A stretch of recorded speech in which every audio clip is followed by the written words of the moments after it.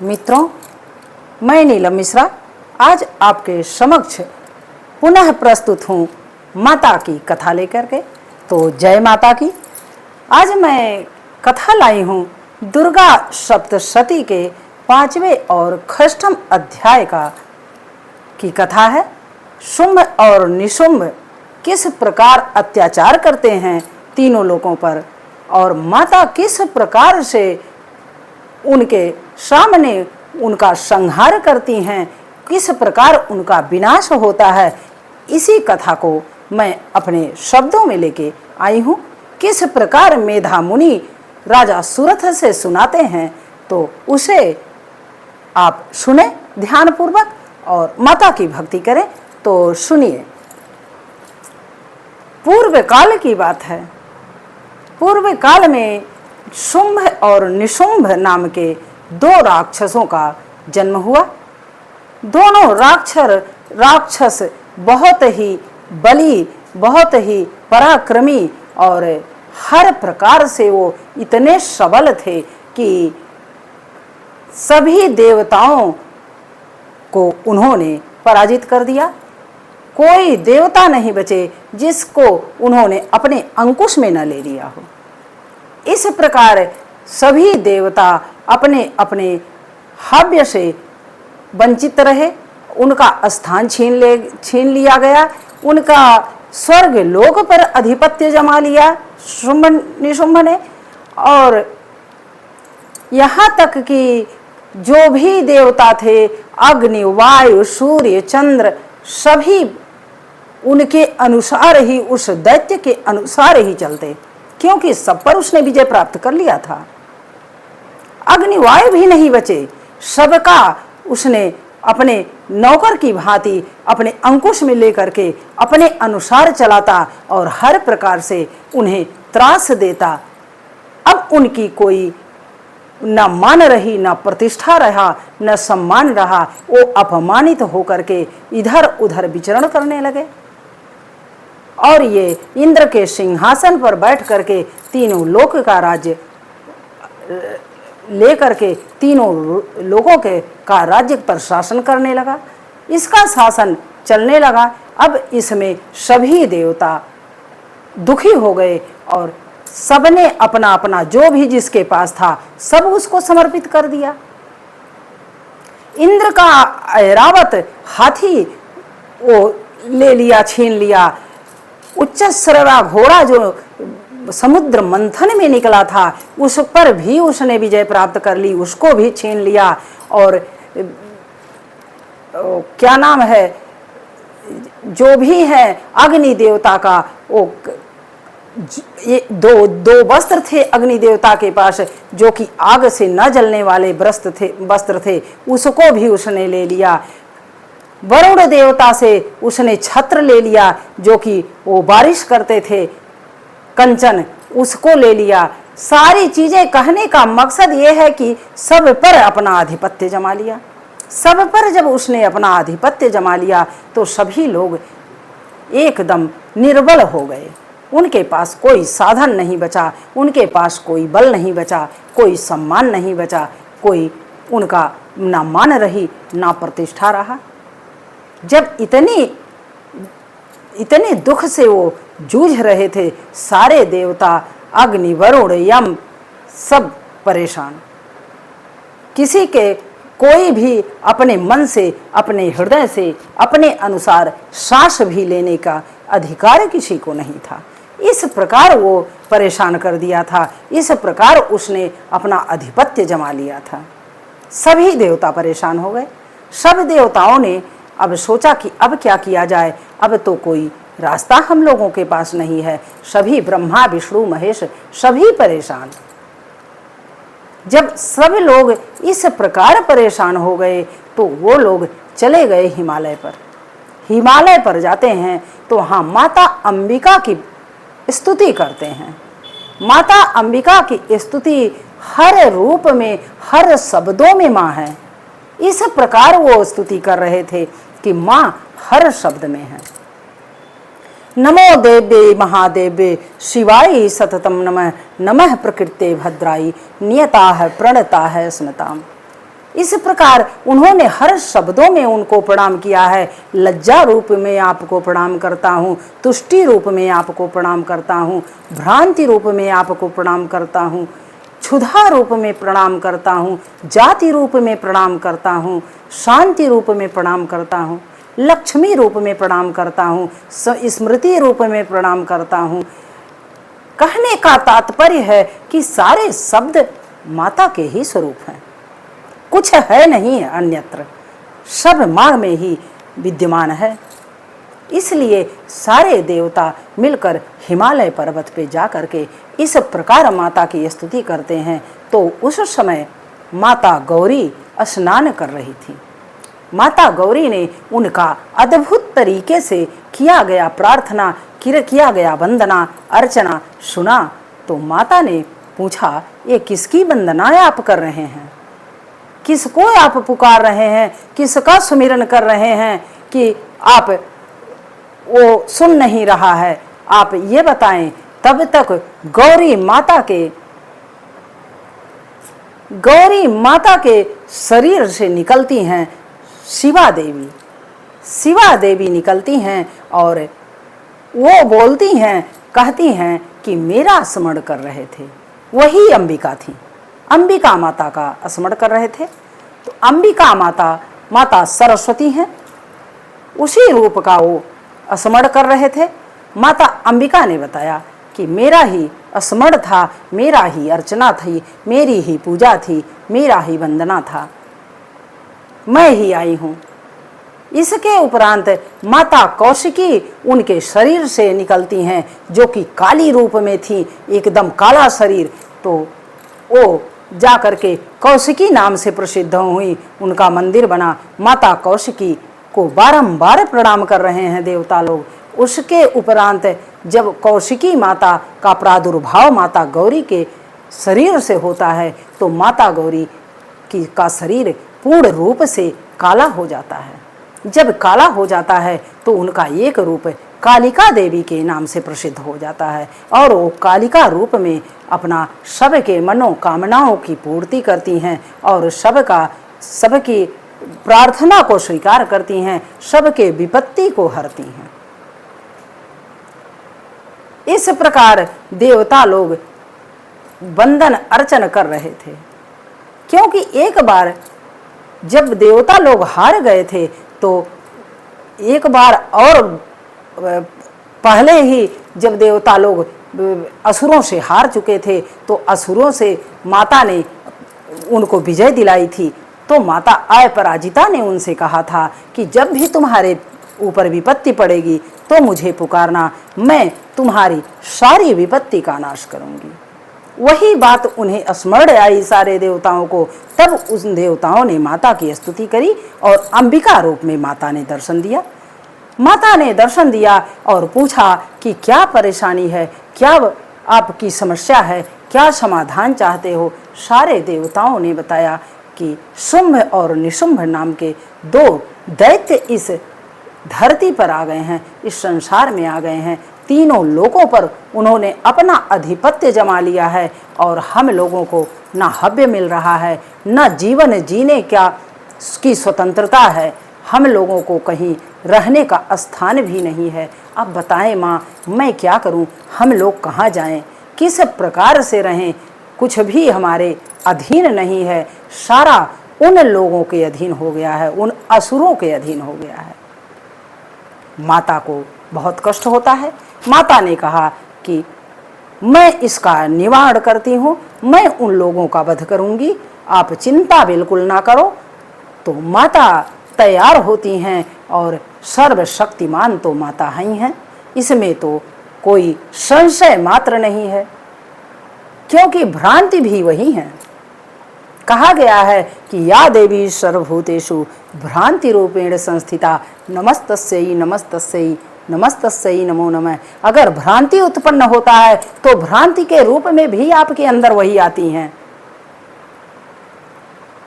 शांति रूप में भी वही आती हैं, शक्ति रूप में भी वही आती हैं। सारे मन कोई मनोवृत्ति जो हमारे अंदर होती है वो सब वही हैं और कोई इस संसार में है नहीं। इस प्रकार जब माता तैयार होती हैं तो उसी हिमालय पर्वत पर अपना डेरा जमाती हैं और उनका इतना अद्भुत दिव्य सौम्य रूप रहता है कि देख करके मन आकर्षित हो जाए। जब माता तैयार होती हैं अष्टभुजाओं से और अपना हिमालय पर्वत पर, तो असुर के जो सेनापति सेनाएं देखती हैं माता को, तो माता को जब देखती हैं तो मुग्ध हो जाती हैं और कहती हैं, जा कर के शुंभ निशुंभ के पास संदेश देते हैं। उनके मंत्री चंड मुंड जा कर के बताते हैं कि हे माता, हे स्वामी, आप यहाँ पर तो एक अद्भुत अतुलनीय दिव्य सुंदर स्त्री का प्रादुर्भाव हुआ है, वह इस पहाड़ पे है, हिमालय पर विद्यमान है।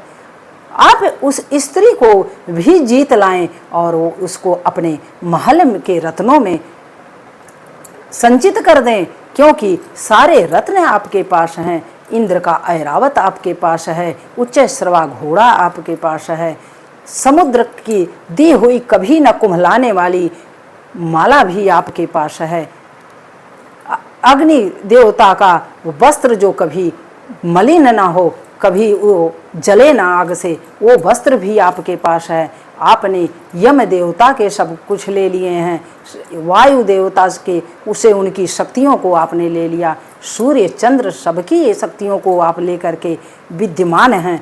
तो आपके लिए ही वो नारी जो है आई है और आप अपने महल की शोभा बढ़ाएं, आप रखें अथवा आपके भाई निशुंभ लें, कोई उसमें समस्या नहीं है।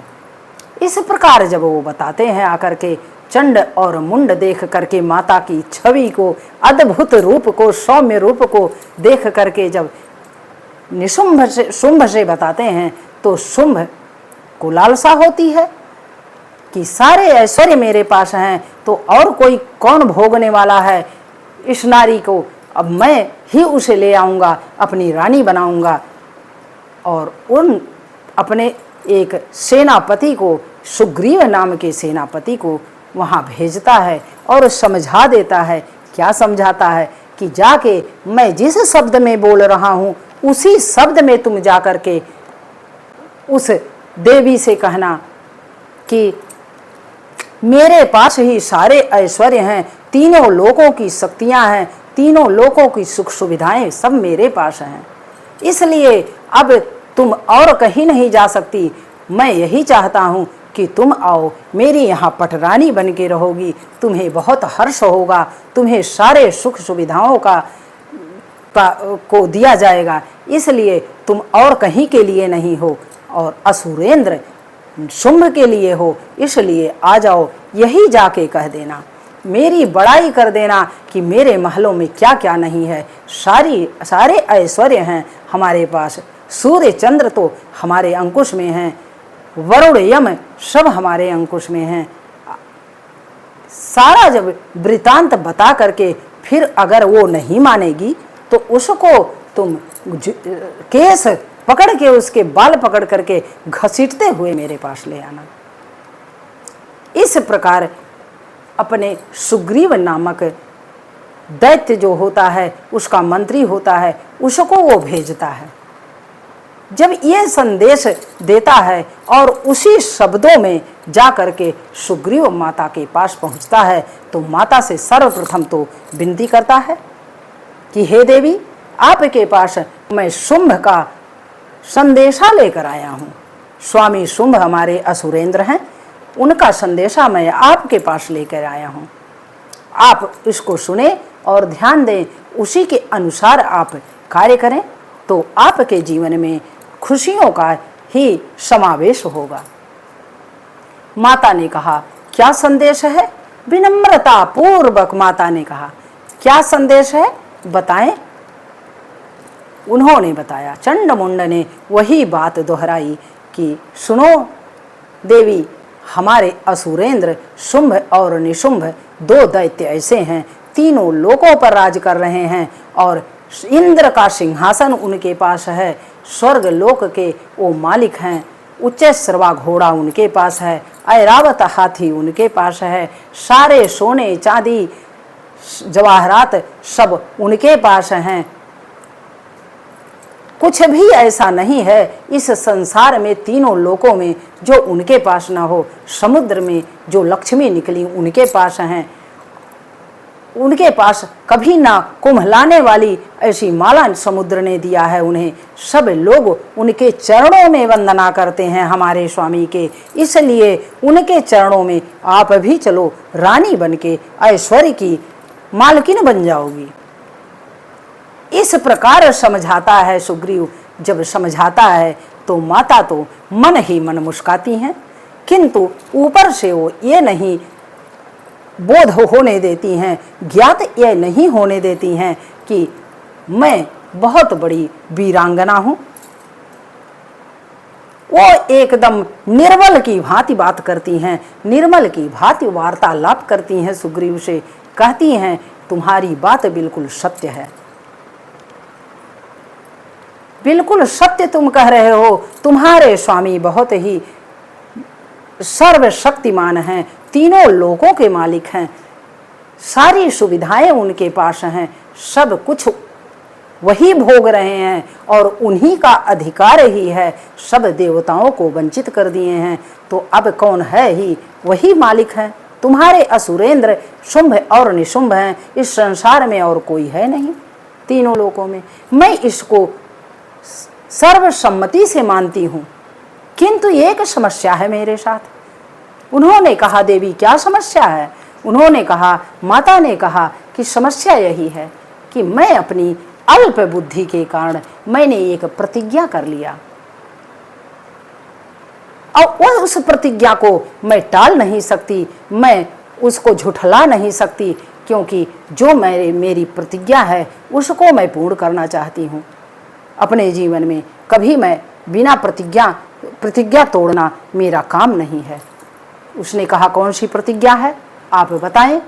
तो माता बताती हैं कि मैंने प्रतिज्ञा किया है कि जो भी मुझे हरा देगा युद्ध में उसी के साथ मैं विवाह करूंगी, अन्यथा मैं किसी के साथ विवाह नहीं करूंगी। जो मुझे ज्ञान से, बुद्धि से, विवेक से, बल से जो मुझे से ज़्यादा होगा या मेरे बराबर ही हो जाएगा, उसी को मैं वर्ण कर लूँगी और वो मेरा मालिक बन जाएगा, उसी के साथ मेरा पाणी ग्रहण संस्कार हो जाएगा। जब इस प्रकार माता कहती हैं तो कहता है मूर्ख देवी, तू क्या जानती है अपने को अभी? अरे तुम्हारी यह प्रतिज्ञा, तुम सारे देवता तो हमारे असुरेंद्र स्वामी से युद्ध नहीं कर पाए, वो लोग तो पराजित होकर के इधर उधर घूम रहे हैं। तू क्या लड़ेगी? तू क्या युद्ध करेगी? तेरे में कौन सी क्षमता है? इसलिए यह अपना भ्रम, अपनी भ्रांति छोड़ दे देवी और मेरे साथ चल, नहीं तो तुम्हें झोंटा पकड़ के घसीट के मैं ले जाऊंगा। माता ने कहा कि कुछ भी हो, आप सर्वशक्तिमान हो, आप मुझे जैसे भी ले जाओगे मैं जाने के लिए तैयार हूँ, किंतु मैं अपनी प्रतिज्ञा को नहीं तोड़ सकती। प्रतिज्ञा मेरे सम्मान की बात है, मैं प्रतिज्ञा नहीं तोड़ूंगी, इसलिए मुझे घसीटते हुए ले जाइए, कोई दिक्कत नहीं मुझे, मैं स्वीकार करती हूँ। उसके बाद जब ये लोग नहीं मानते हैं, ये आकर के दूत सुग्रीव शुंभ से सारा वृत्तांत सुनाता है कि वो देवी इस प्रकार बात कर रही है, इस प्रकार से वो परेशान कर रही है, नहीं मान रही है। तब वो क्या करते हैं कि धूम्र लोचन को भेजते हैं।